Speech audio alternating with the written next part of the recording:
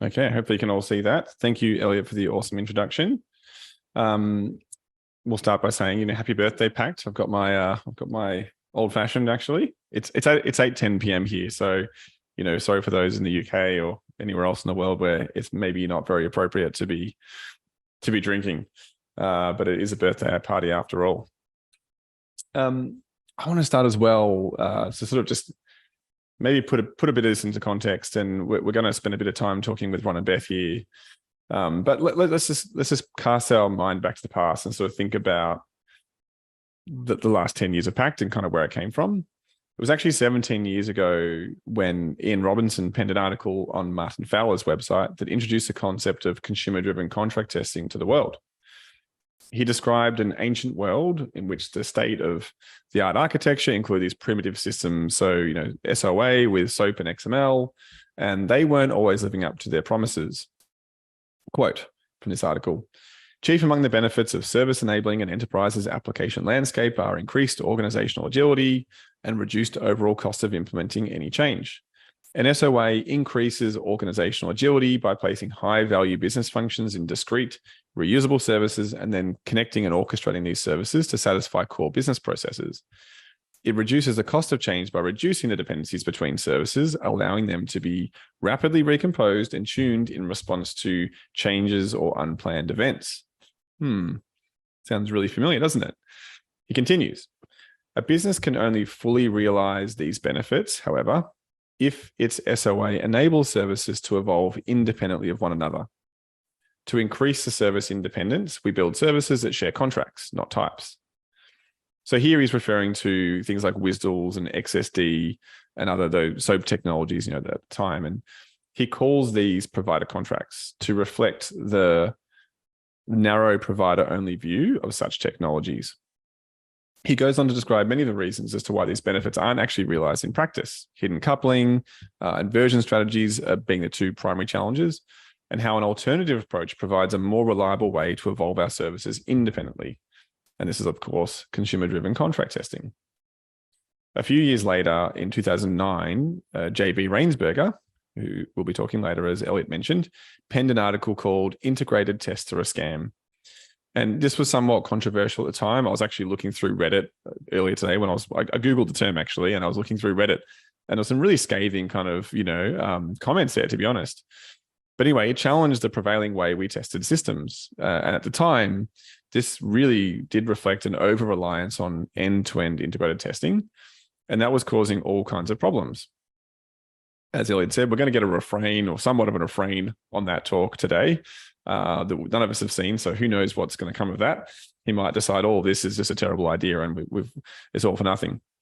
Anyway, fast forward a generation, and RESTful services were the new standard, or are the new standard, for APIs and microservices.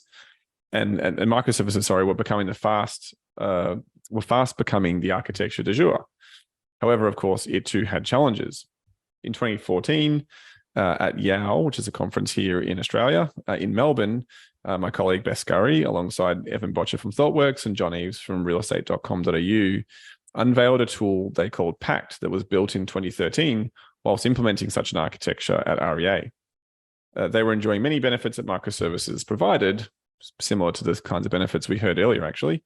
However, it proved really challenging, or particularly challenging, around the processes for testing and releasing. And they realized the insights from these kinds of concepts and articles applied equally to RESTful services as they did to those architectures discussed earlier. And they created a tool from these ideas, subsequently open sourcing it. So for me, this is where my story with Pact begins. In 2014, I discovered Pact and became a contributor in the same year after it was introduced at my first consulting client. And I really saw the impact it could have on an organization's agility. The thing that really blew me away was just the ability for developers to work a lot more closely with the product team and the testing team. And this is also around the time of DevOps and sort of cross-functional teams where that was established. But the relationships and the way teams work together was just vastly improved by the ability to deploy more quickly. And that change around removing end-to-end integration tests or very much reducing them was key to that. Anyway, I was totally hooked, and both with the project itself and just as importantly, the love and enjoyment of creating something that others could benefit from, open source, right? So at the time, I had absolutely no idea, of course, the opportunities that would bring and the impact it would have on my career. Those are my colleagues and friends, and of course, developers across the globe who get to use Pact every day and hopefully benefit from it. So we'll discuss the relevance of contract testing in 2023 and beyond of Pact and of Pact later today as well. But for now, I'd like to take a moment to reflect on the beginnings and get some insights from Beth and Ron, as well as myself, and these are people who are just instrumental in taking Pact from this internal tool at realestate.com.au to the popular open source tool it is today. So welcome, Beth and Ron. Hello. Okay. Hello. Yep. You there, Ron? I'm here. Hello. There he is. So we're actually really lucky to have some footage from the archives here. This is actually a photo that Beth has taken, I think circa 2013, 2014. Please comment, Beth, of her explaining how Pact works to another team at REA. Let's start with a few reactions. Beth, how do you feel when you see this? What comes to mind? Well, looking at that, my first thought was, man, the messaging has not changed. Like 10 years later, and they're exactly the same points we make, and nothing has changed in 10 years. Like we've just got more microservices making a bigger mess now, so they're even more relevant. But yeah, things, time goes on, things don't change. Yeah, absolutely. Ron, anything from you? Like, how did the team come up with the idea in the first place? I think you were there right at the origin story. I can see your name is mentioned on that board. If you can all see, yeah, I wasn't left-hand side there. I wasn't involved with the actual origin of the tool. I was on another team, but at the same client. I'm just quite interested to see the inverse of VCR. Was not many people know, but VCR was a way of recording things and replaying it back. And this was quite an interesting thing. It's like going along a similar lines, but you're doing it in the reverse. Absolutely. We got a couple more photos, so let's have a quick look at the next one. Oops. Oh, what's going on there? Oh yeah, there we go. This is a fun one. I think this is what you alluded to before, Elliot. This is the pen that Beth used to explain Pact to Martin Fowler at approximately 5:30 p.m. on the 18th of June, 2014. Beth, I actually have a really big surprise for you. We're really fortunate to have someone special on the call today. The pen. No. Tell us a bit. Bad joke. I did actually have a pen that looked like that. It's not the same one. Do you have what do you tell us about this event? What was going on? This was like a developer's like celebrity excitement moment. Yeah, it was the highlight of my career at that point. Definitely having a chat to Martin Fowler. Did you keep the pen? I have no idea where the pen is. Does anyone know what happened to the pen?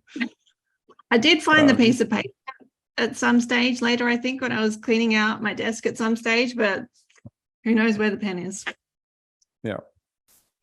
There's also apparently sat in a chair as well. So I suspect these have all been put away into some kind of special archive for... Yeah.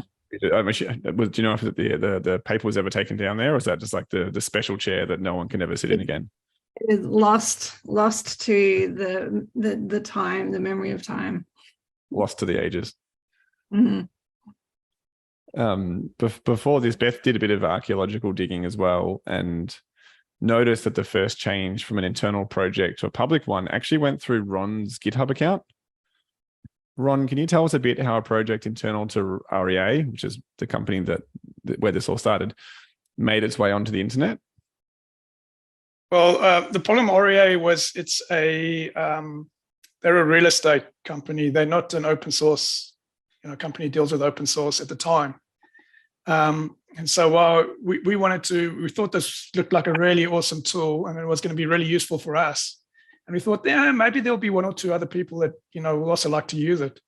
But we really struggled to get them to approve using it open source. We had to get lawyers involved, and the lawyers will, they're busy reviewing contracts for customers and stuff like that. They don't have time to look at open source, and not a lot of our lawyers really understood the legality of, open source licenses.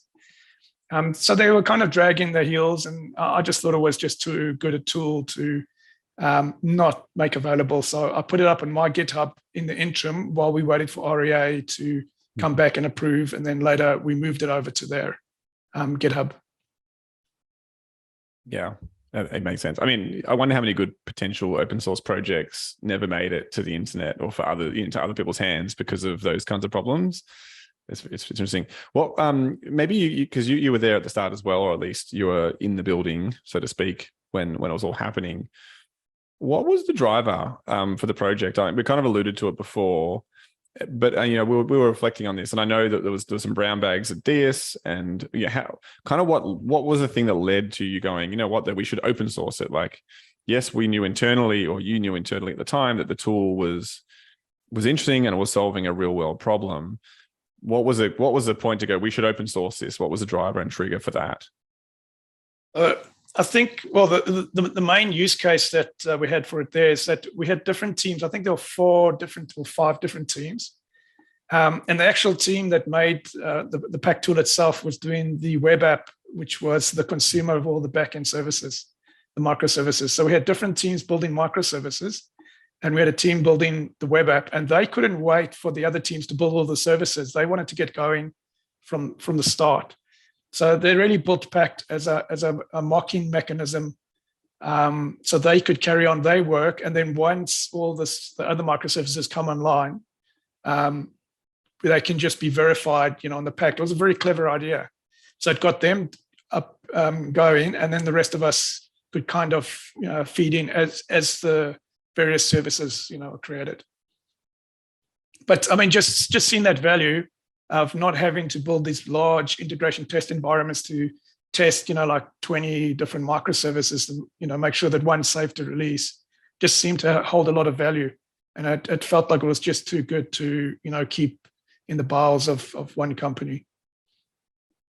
Yeah, I know my recollection as well, Beth, is that you were doing a brown bag at DS and around maybe JB's talk. Do you want to take us through that? I think that there was some crossing over of like communities and problems. So I think I watched JB's talk and then gave a brown bag on that at DS. And at the end of the talk, I asked, so has anybody heard of any tools that allow us to do this, like decoupled but still connected unit tests on both sides kind of approach? And nobody said anything except for Ron, who said, actually, we've just started this thing at REA. We've been using it for a little while that basically does exactly what you're talking about. So I think it was something in the air around about that time, as everybody was kind of dipping their toes into the world of microservices. Yeah, I love that. I love that. And that's the whole value in communities and things. And I do feel like I've not been able to contribute to some of those meetups, especially with COVID and the cross-pollination of ideas, right? That's where kind of, I think there's like a lesson to be learned here, that like the power of ideas and sharing those ideas around and how fast they can sort of take off. Ron, I've got one final question on this for you, which is somewhat tangential to this. If everyone looks really careful, you'll see his GitHub handle is Ugliog, or I don't know. Can you explain us your handle? I think I've, in the 10 years ish I've known you, I don't think I've asked this question, and it has actually bugged me. Oh yeah, and I've always refused to tell anyone why I have that. Well, I suppose I can tell you now. It started up in university. We were just mucking around, and we had this thing. Is like, everyone, why don't you come up with an orc name? Like, if you were an orc, what would your orc name be? And then at the time, I think we had Netscape was offering free email, and so I used my orc name as the email address for Netscape. And a little while later, then Hotmail came along, and then I discovered I could just get Hotmail, where everybody else had to put numbers on the end of their usernames. Nobody had my orc name. And then just through the years, I could just sign up for Oracle. I used the same thing. I've used it everywhere. I've actually stopped using it now, because obviously it's now uniquely identifies me, and it's an identity theft risk. So I don't use that. I still use the GitHub handle. I don't use the email anymore. But it's an orc name. Thank you so much for asking that, Matt. Was it bugging you as well, Beth? It was bugging me. Yeah, I something about working too long together, Beth. All right, so that was me just kind of trying to get us started, but let's keep the chat going. I have two questions before we do actually. Beth, true or false? You refer to your 2 human children as, quote, your second and third after Pact. Yes, true. I call Pact my first baby, even though I did not invent Pact, didn't not write the first version, but it's my baby. You're like you're like the mother who's adopted. I adopted it. Exactly. You adopted Pact. Yeah. Yeah, I think it's actually the Pact Broker, isn't it? That's your real first baby. True. Yeah. Pact Broker was, maybe that's my second baby. my actual children can be my second, third, and fourth. Yes, Pact spawned a bunch of extra dependencies as well. Does your family understand what you do for a living in your free time? How do you explain it to your family? Matt, my sister actually saw your post about the Pact-Tober celebrations, and she screenshotted into our family WhatsApp group and said, after 10 years, I still have no idea what this does or what you're doing. And my mum actually had a decent go of explaining it to her, and I was quite impressed with her summary. And my explanation to Erin was, I make sure that the online shoppings work. Yeah. I normally go with a similar answer. It's like, what do you do? It's like, you have like your mobile banking app or something, and you have to like make a payment or log into it. If you can't log into it, that means it couldn't communicate to some other thing. We make tools to help you prevent that from happening. And they go, oh, okay, that kind of makes sense. So you work in IT, right? Can you fix my Windows setup? I can't log in. No. Ron, do you have any explanations for how you do this? Sorry, how I do what? Sorry, how you explain what you do to your family. Oh, no, my family has no ideas. But my son was really astounded the one day he Googled my name. And obviously the kids in his school must do that. And, they Google their parents, and all the other kids didn't find anything. And then my name came up on a whole lot of YouTube stuff. And he came and stormed into my room and said, why are you on YouTube? So I had to explain to him all about Pact. Yeah, all about Pact and Flow. And he doesn't understand what it is, but he was quite in awe. That's really cool. Nice. Did you guys have any questions? Yeah, I've got a couple of questions. All right. If you could go back and give yourself some advice to yourself 10 years ago, what would you say? Ron, do you want to start? Yeah, I think don't work so much after hours. In the first couple of years, I was nearly every weekend and spare moment and evening that I could get away from family and other commitments I spent on this. I think I should have. Eventually, you burn out. So just, the need will always be there. Just pace yourself. Yeah, it's good advice. I think I know what yours is, Beth. Yes, everybody knows what mine is, but I'll let Matt go first. Yeah. I thought about this a little bit. Like, if I had to go back 10 years ago, I suppose I joined in 2019, so 9. But I think definitely what Ron said as well. Like, just making sure you get sustainable pace. I think you can definitely get really energized by something and just spend all your time on it. I think as well, like, something I've learned about myself, not just through Pact, but through working, is just knowing when you've got your energy, like your energy levels come and go. So when you've got that wave of energy, just like ride it and enjoy it. And when it kind of goes away, like, feel free to sort of step away a little bit. And I think definitely sort of maintaining a community is hard, and being part of a community is hard, because you feel like you've got a bunch of dependents that are waiting on you, right? So whatever you do is affecting them, right? And then it usually surfaces through bug reports or questions. It's like, this is a big problem for us. It's blocking us from doing X, Y, Z, and or you perceive that urgency, and you sort of take that mental load on board. So my advice to myself, or at least my advice to the project, would be like, how do you, if you know, you never know if a project's going to be really popular. Like the amount of stuff I've built that goes nowhere, you don't know. Sometimes it might take off for reasons out of your control, but if it does get to that point, it's kind of like processes, and I think help, because you can just go, this is the process we're going to follow, and make it clear to others. There's no expectations, or the expectations are X, Y, Z. And I think if you put the expectations on yourself, you're wearing that mental load, and you kind of only have yourself to blame, if that makes sense. And I've definitely taken on a mental load without protecting myself against that. So I think that would probably be the number one thing. Yeah. What do you think, Beth? Like what was your... It's a bit like the boiling frog thing. Like you don't realize that it's gotten to the stage where you need processes until it's so big that you have all the problems. All right. So everybody knows my biggest regret about Pact, which is naming the application that it participates in a participant, which is an incredibly uncharacteristic decision of mine, because I hate puns and I don't know what I was thinking. But, at the time, like 9 or so years ago, it was going to be a little internal project that, would be used in REA and maybe a few DS clients. And then 10 years later, you didn't realize that participant would still be haunting you and have completely ruined your ability to actually type the word participant at any stage. But while I was type the word contact. Yes, contact as well. While I was thinking about this question, the other thing that I would tell myself 10 years ago is, don't make the Pact logo use the PACT capitals, because you're going to spend the next 10 years going, it doesn't stand for anything. It's just a word. It's not an acronym. Definitely.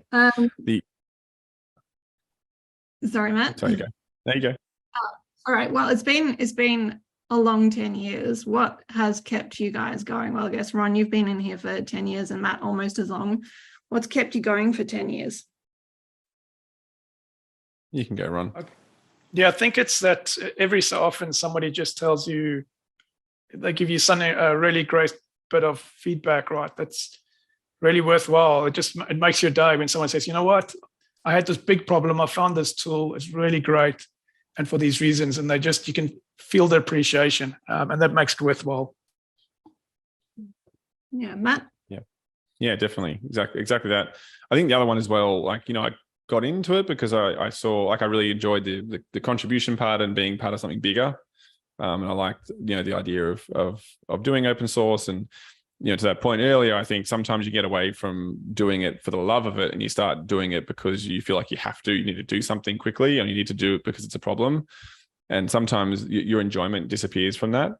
But I think if you make sure you focus on what's enjoyable and solve a problem at the same time, kind of most things seem to flow from that. You do good work, work you're proud of that solves a problem potentially for yourself, or it solves a problem for somebody else because you've worked through that. And then you see the reward on the other side. You get people using the tool, people adopting the product. It tells you that someone's getting value from it. They're not doing it because they don't get value from it. So yeah, getting something out in the wild. I think any software engineer can sort of relate to the idea of building something that goes out there in the wild that then actually gets used. Like, how many things do you build in your career that, I can definitely talk about multiple projects where I've spent a few months working on something and then it either got cut short because, an executive sponsor said, actually, we're doing something else now, put this on hold, and that project never went back. There's one place I went to, 3 of the 4 projects I worked on got shelved multiple months in. So that's really demotivating. Like, I think working on something interesting that doesn't get shipped is in some ways less interesting than working on something less interesting that does get used. So I think, seeing the software go in the wild, working on good stuff, solving real problems, that keeps me going back. And of course, the feedback from people saying, I love it, I want to do more of this. Give me some more. Yeah, I think I'm the same on the solving the real problems. I have absolutely no interest in solving abstract theoretical problems. Like, my husband is crazy keen on board games, and to me that is just like solving a theoretical problem. Like, What's the benefit? I can spend all this time like solving this problem at the end. Like, the problem is not solved, right? You haven't made the world a better place. There's nothing easier about, nothing better about the world once you've solved a crossword, right? This is solving an actual problem. And for me, it's still not quite finished. Like, for 10 years, it's been not quite finished. And I actually don't know when I'm going to stop, because clearly it's never going to be quite finished. Yeah. I'm going to have to draw a line in the sand at some stage. So what are you most proud of, Ron? Yeah, that's a good question. I'm not sure what I think. They're building the Rust core. That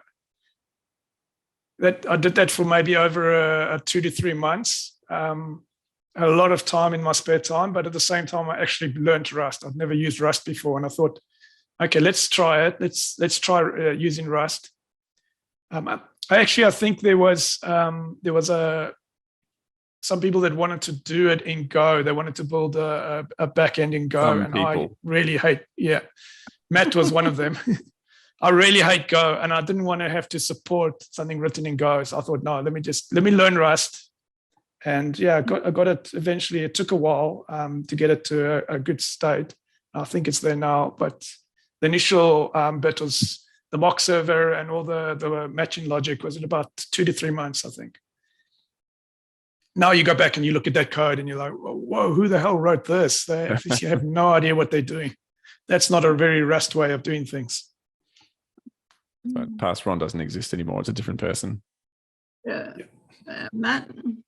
Yeah. So I feel like in some ways I feel like a fraud in this conversation, because Ron was there at the start and has maintained languages and built the the core engine, and you Beth, presumably you'll talk about the Pact Broker, and I kind of feel like I joined late and I was like, well, all the heart, those ideas were already there, and I sort of helped establish things. So I think in terms of what I'm most proud of, I think just being able to contribute to the direction of the product and sort of the ecosystem and where it goes, and fulfill that role that sort of hopefully chronic glues people together to do that. And I think that's hopefully has contributed to the ongoing success of Pact and the ecosystem around it. But there's just so many small things, even just sometimes it's just like a small piece of code that goes something. It's like, that was really cool. That's a really nice piece of code, and I really like that. So I don't know if I've got anything singular that's the most proud of. I just think what it's managed to achieve and where it's been is for me very fulfilling. What about you, Beth? Yeah, I guess the Pact Broker would be the if we're talking about actual code bases, that code base is the one I'm most proud of. And just I think just being part of something useful. Like if I had a gravestone that said Beth built useful stuff, that would make me happy, and that's what makes me proud. Yeah. Shall we do we have time for the final question? I think we have the final one. Yeah, you can ask it, Beth. Go for it. Where do we think Pact will be in 10 years' time? Ron? Well, hopefully 10 years' time, all the AIs will be doing all this integration testing, so we won't need Pact at all. Yeah, you're probably right. Matt? Yeah, I remember, I don't know if you two remember, but we had a meeting with another past maintainer called Michelle.